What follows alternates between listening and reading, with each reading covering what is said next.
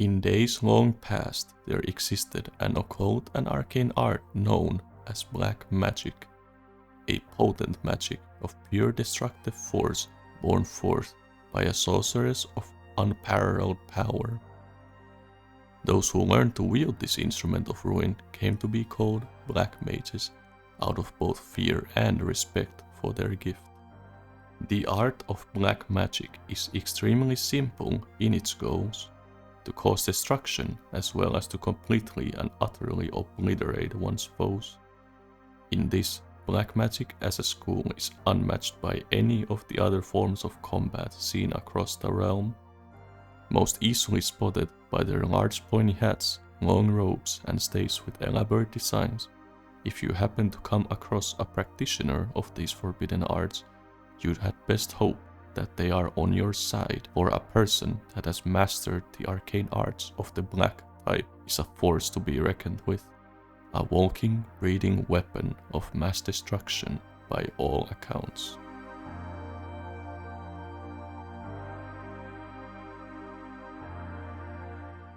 The origins of black magic can be traced back to a single person during the 9th century of the 5th Astral Era, when a sorceress named Shatoro felt inspired to find the ultimate destructive force using magic.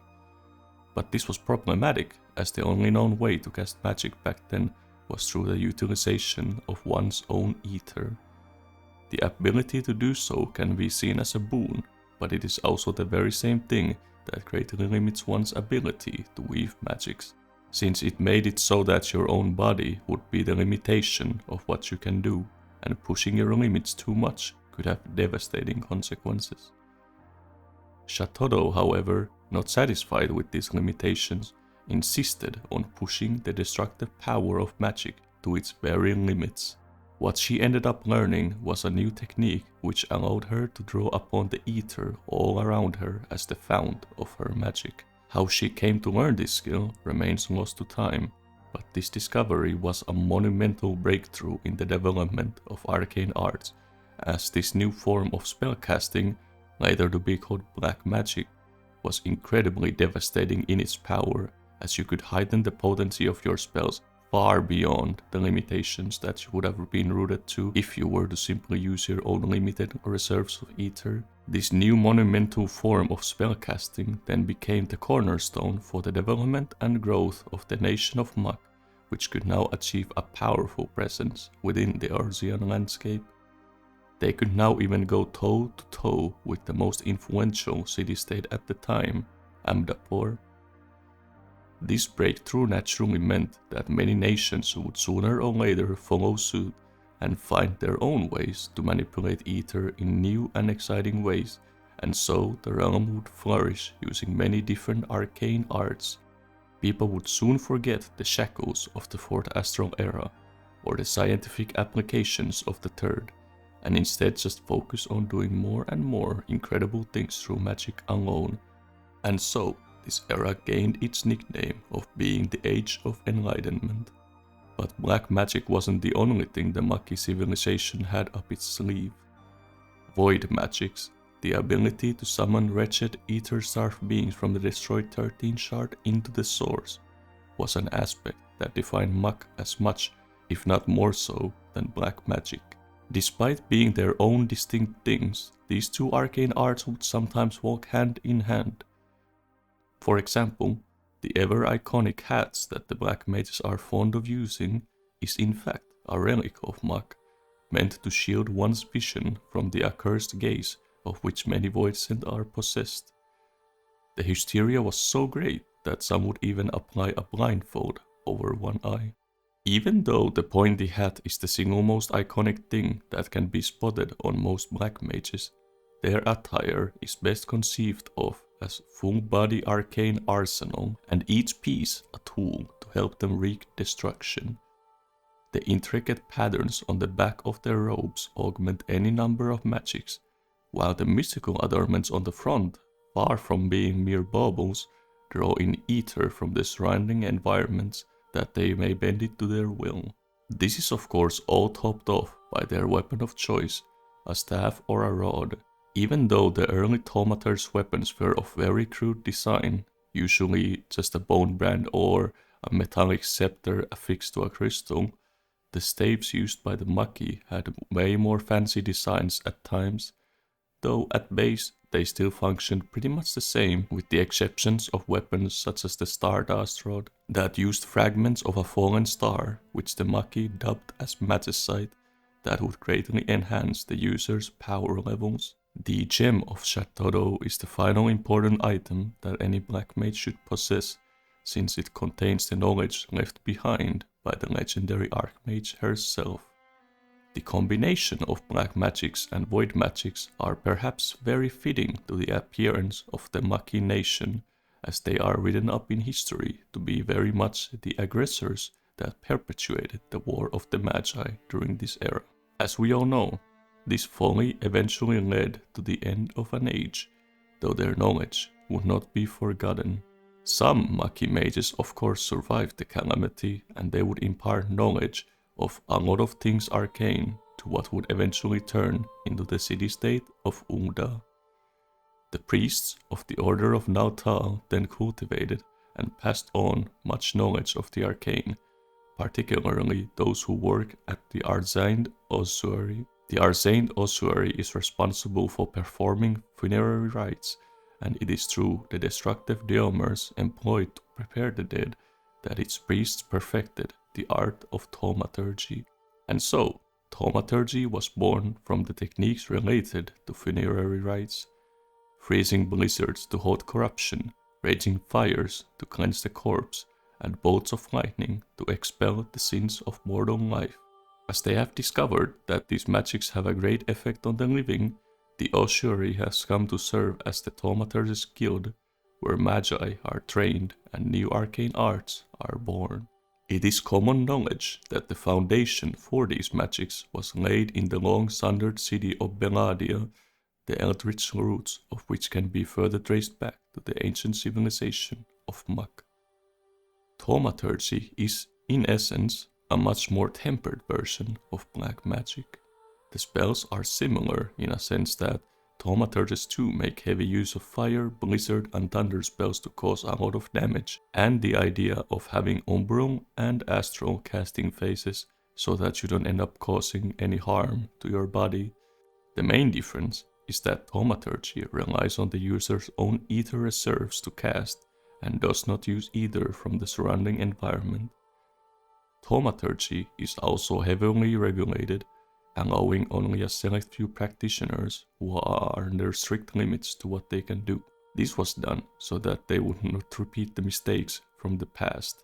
Naturally, being limited only to your own personal ether does make thaumaturgy a great deal weaker than black magic, which is why a thaumaturge would never be able to cast a destructive spell on a very powerful scale such as Flare, or at least a version that we can use. Actual black mages still exist though, in very limited quantities, and they are very frowned upon by just about anyone, as naturally, due to its dark history, black magic is widely viewed as an art for exclusively evil beings. Thus, the usage of black magic has essentially faded into obscurity. The only public figure allowed to use it is the Warrior of Light, most likely due to having shown being a virtuous spirit that people can trust using it only for good ends. Though it's also up to debate how many people even realize that they are a black mage instead of assuming that they are simply a really powerful mage or something to that effect.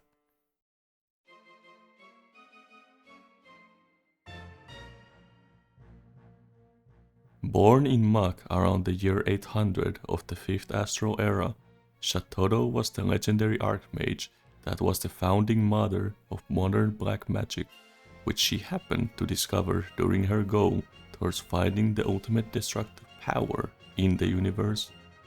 This aim of hers was pretty much the inspiration that drove her for most of her life, but she didn't use these powers to evil ends, and indeed, as it turned out, she was ordained by fate to save the world from certain calamity not once, but twice. As is to be expected of a mage that has the reputation of being labeled the single most powerful mage by many, there are many myths and legends surrounding her, as well as people that shunned and feared her. This led to her gaining many nicknames, such as Death's Handmaiden and the Black Witch. One of the myths surrounding her is that she simply got bored of being so powerful that she ended up summoning Meteor, the ancient spell used to bring down a star, and then forged a rod from the fragments of said falling star to create the Stardust Rod, a very iconic weapon that would be used by many black mages to come due to its ability to greatly amplify one's destructive magics further. Although this tale sounds awesome in its own right, unfortunately it's not what really happened. At some point during this era, Maki scholars came to observe that a comet was on its course towards crashing on Heidelin. The comet was awash with unspeakable ethereal energy, and had it landed, it would have been devastating to the nation of Mak, but also potentially the entire realm. Shatodo would make great use of her prodigious powers to smash the comet into seemingly harmless fragments. This event played a key role in her life, and as a result, she didn't simply hog all this knowledge of how to cast more and more powerful spells to herself. Rather, she would compile her most potent offensive incantations and evocations into the school that would be called Black Magic. The comet also had another impact on the realm. These fragments that were left scattered all over had a lot of magical potency in them, and they would be used for a plethora of things. Things such as soul stones for golems, and for the crafting of enchanted items and arms. The most notorious of these creations was the Stardust Rod, which was handmade by Shatodo herself, as she was quite fond of crafting thaumaturgical staves and talented at it besides. Many replicas of the Stardust Rod were created, and it became an iconic weapon used by the Maki Black Mages. The fragment used within this rod allowed the wielder of the weapon to cast their destructive magics even more potently, so it made for the perfect weapon for those who took up the arcane dark arts. Since she did not fully destroy the comet, rather only prevented it from doing damage to the realm, Shatodo assumed that the comet would return, its circuitous orbit bringing it back around and being essentially summoned back by its fragments that would change its course to inevitably hit Heidelin once more.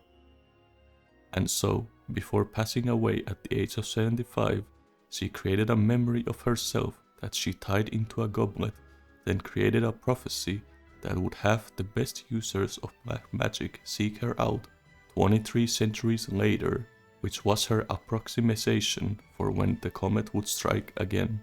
A black mage by the name of Guguruka would end up communing with her during his isolation about a century before the events of the game, which would eventually clue in the Warrior of Light and their companion Lalai to awaken Shatodo.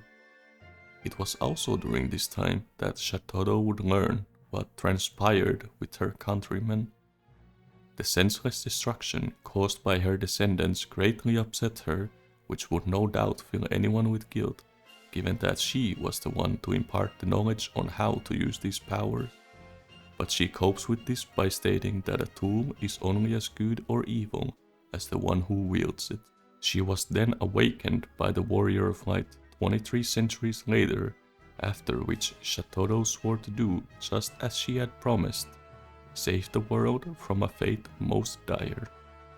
She took host in the body of Lalai, a fresh black mage, and even though she was just a memory, she was pretty much a living representation of the real Shatodo. During her journey with the Warrior of Light, she does indeed come off as a rather altruistic persona, very much unlike the Harbinger of Doom that she is often written out to be in history books. People at the observatorium confirm that a comet is indeed approaching closer with each passing hour, slowly but surely changing its course. Shatodo then proposes, after observing that the golems are ever starved for more power, to let all the golems around the world simply consume each other until a single powerful entity exists, and then obliterate said entity, which would then stop the comet from being pulled into Heidelin. You let this happen, and her theory comes to pass. The massive golem creature is beckoning the comet towards them. Shatoro fights alongside the Warrior of Light to bring down this golem, which proves to be a difficult task as the golem grew to be extremely powerful, but the situation grows even worse when fragments of the comet start raining down and the creature tries to absorb them. With the destructive might of two very powerful black mages though, you manage to crush the golem just in time to change the comet's course as it flies overhead. With all the fragments of the comet taken care of, it no longer poses a threat and Shatoro's work is done. Shatoro then departs happily, being glad that virtuous people such as the Warrior of Light have taken up the art of black magic, thus resting easy knowing that those who follow in their footsteps may yet wield their prodigious powers against any who would bring harm to the realm.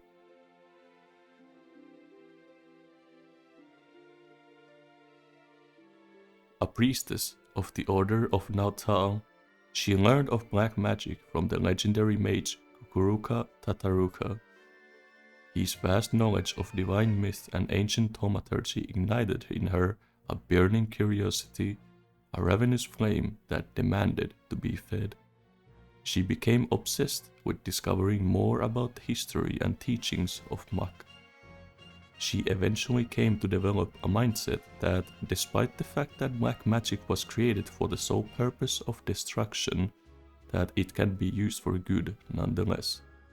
Needless to say, this is somewhat of a hot take, and she often has to go through great lengths to defend her position against many individuals that would claim otherwise. She ends up in quite a few adventures with the Warrior of Light and a hearer Mikote. She becomes the host for Shatoro, which throws off her etheric balance, though luckily you are able to fix it. The last time you saw her, you helped her bring her recordings of events throughout your journeys with her to the Order, when you managed to convince them, after a lot of effort, to allow her books to be safe kept, so that people could actually learn from the history instead of dismissing it.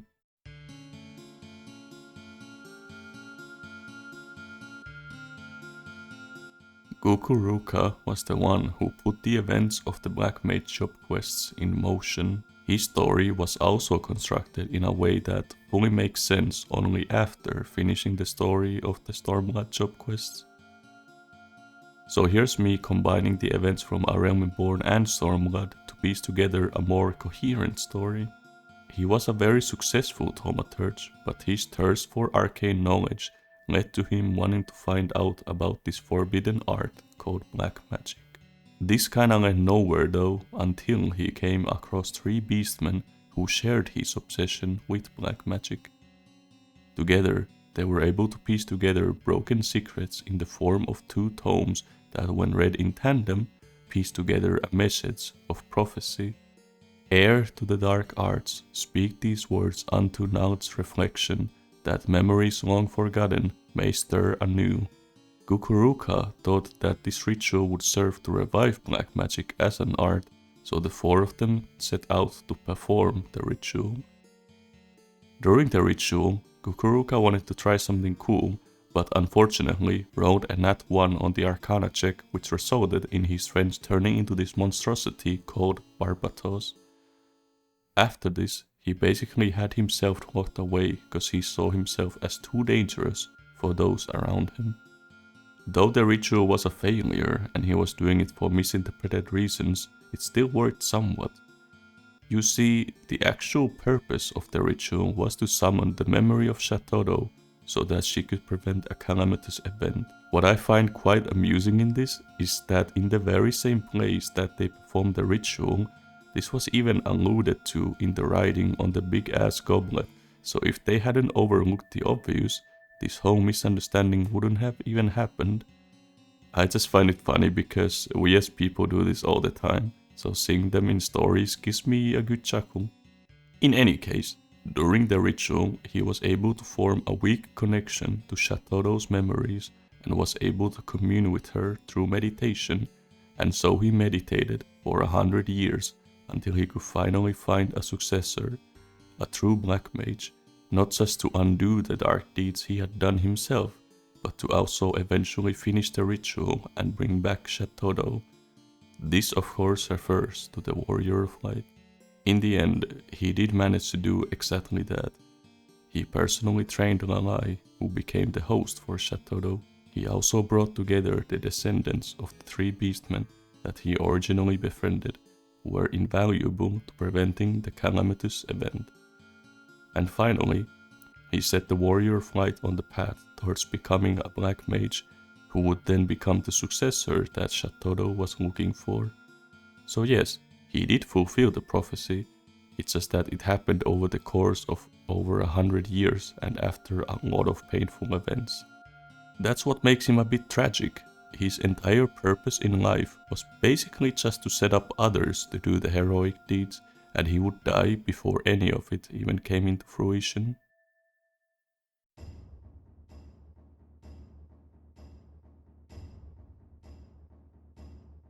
There are certain characters that will use stuff that you can only use as a black mage, either using the same animation but with a different name, or just straight up using the same casts. This is pretty much a gameplay story segregation sort of a deal. What really happens in setting is that no, they are not using the same spells as you, and certainly not in the same manner. It's mostly just a gameplay thing to make you go, oh sweet, that person is casting black magic. But in this case, black magic refers more to black magic in a general sense, as in the series staple form of magic for casting offensive spells.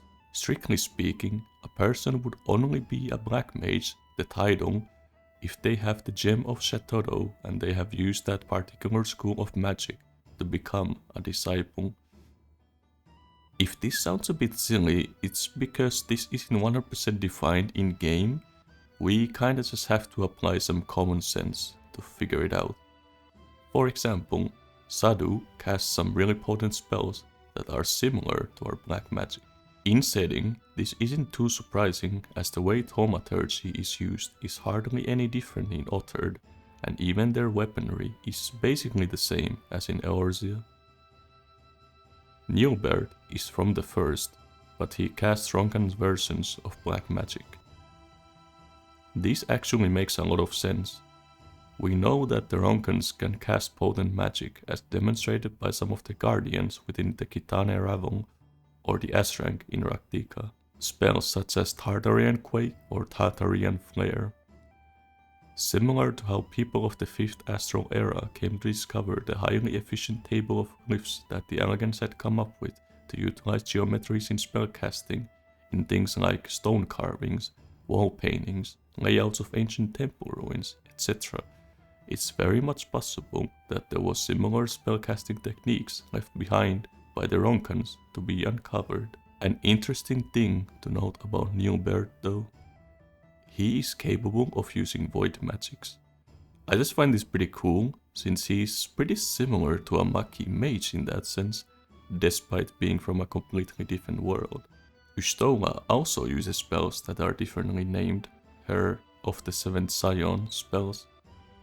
These are either advanced versions of conjury/thaumaturgy spells she might have read about or practiced in the source, or she could have also used Ronkan knowledge as a basis.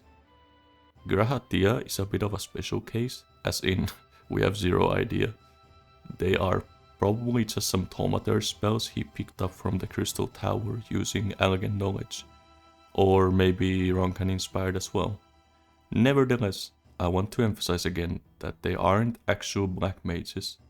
They do not know black magic in the same way that we do as taught to us through Shatodo's best incantations, but they nonetheless have shown to be able to cast some very potent spells. Their spells in setting are weaker than the ones we use though. The black magic that we cast is taught to us through the Gem of Shatodo, and we have additionally honed our own spellcasting techniques over time that take inspiration from that soul crystal to really push the capabilities of black magic to an even higher level than what Shatodo managed to pull off, while their spells are the self-taught improvised versions of Tomater's spells, or Ronken spells, or whatever. I just want to feature these characters in this video, as it's a good point to bring up in a video about black magic to show others who develop from basic Tomater's spells than the path that our character took. TLDR, probably the easiest way to separate us from characters that simply use thaumaturgy or something similar. Thaumaturge spells are casted by speaking incantations to put together a spell and draw on their personal ether reserves into a staff made from good conductive material and focused into an enhanced gemstone to cast. Black magic is similar. You draw ether into the staff or a rod and manifest the spell through your incantation. The difference being that with black magic, you of course aren't limited to your own body's ether. Rather, you can draw upon nearby ether to empower the spell, which in turn makes your spells far more deadly than whatever those other characters could muster. Now, could there be individuals that have the capability to draw upon ether in the surrounding environment without a black mage or a white mage soul crystal? This question is a bit technical to answer. We can assume that because people have gone to great lengths to bury this practice, and without any prior knowledge nor a soul crystal, getting anything meaningful out of such methods is questionable, which leads me to the next topic.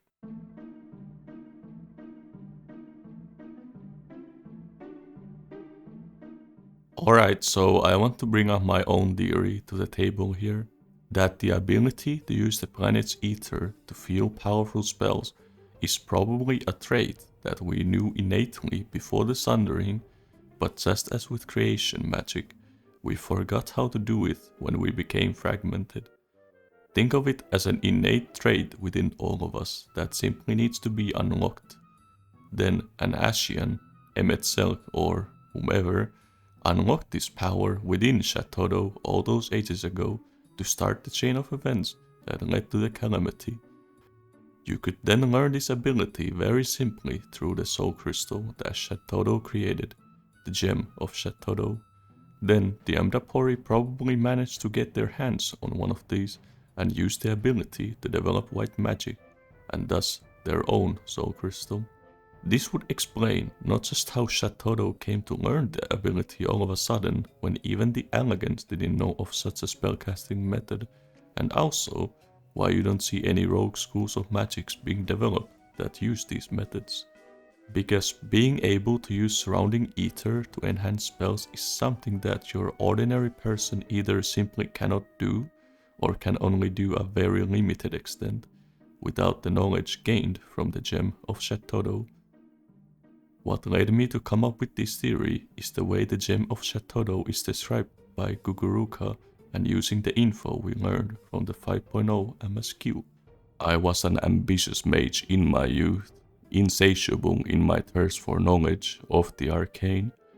In the course of my studies, I discovered ancient writings which told of a black magic, a magic capable of destroying as only the gods can.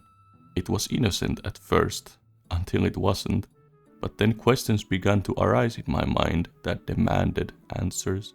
Where had all the black mages of old gone? Why had the existence of the art been hidden? And so I probed endlessly, tirelessly. The more I uncovered, the more it drew me in. There was such power to be had. I was not merely ambitious, I was also vainglorious. I desired recognition, deference. By accomplishing that which none other could, I sought to make my legacy an eternal one. Yet the pursuit of black magic was trying. I would pass days, weeks, months at a time, unsure of how to proceed, and what little progress did come came but slowly. It was then that I met your ancestors, the Gem of Shatodo, the power to sense magic, the relics, all of these things I owe to them. With their vast knowledge, the slow crawl of my studies turned to leaps and bounds. We toiled together, learning what we could, and learn we did much and more. Imagining we had gleaned all that was to be known, we prepared to hold a dark rite, one we believed would restore black magic to its fullest expression. This description paints a clear picture that he was unable to make any kind of progress towards learning black magic until he came into the possession of the Gem of Shatodo, after which his studies started to gain tremendous progress. This is of course true with any soul crystal. A soul crystal carries in them tons of knowledge of certain craft refined over a very long time, which naturally means that it will give you a gargantuan head start in learning said arts, as otherwise you would be stuck experimenting with techniques through trial and error, finding the most efficient ways to manipulate either and deliver attacks, reading through tomes and information that may or may not be even available to you, and so on. The basis of my theory though is that there is something innately special within the Gem of Shatodo and also the White Mage Soul Crystal, that it doesn't simply have the refined methods of ages of practice contained in it, but it also grants the user the forgotten knowledge on how to go beyond the limits of simply using your personal ether reserves to cast magic, and instead allows you to use surrounding ether to cast ever more powerful spells.